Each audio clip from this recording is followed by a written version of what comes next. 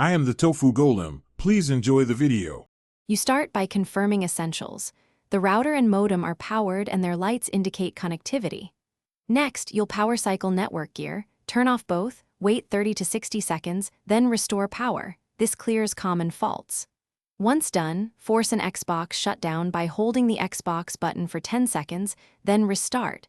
This resets the console network stack. Make sure to check the wireless icon after reboot, because it tells you if the console sees an access point. You now dive into the Xbox network settings to isolate the problem. Go to Settings, Network Settings, then run Test Network Connection. Note failures and error codes. If IP assignment fails, switch between automatic and manual IP. Set DNS to 1, 1, 1, 1 or 8, 8, 8, 8 to rule out resolver issues.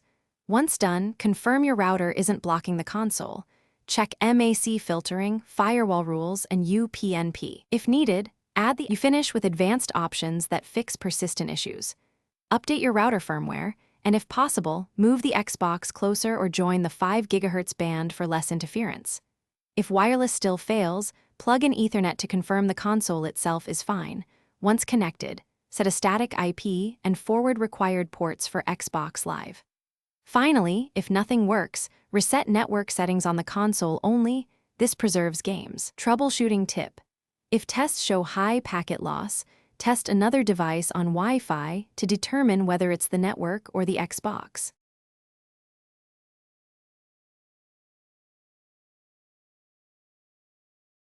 Thanks for watching. Consider subscribing if we helped you today.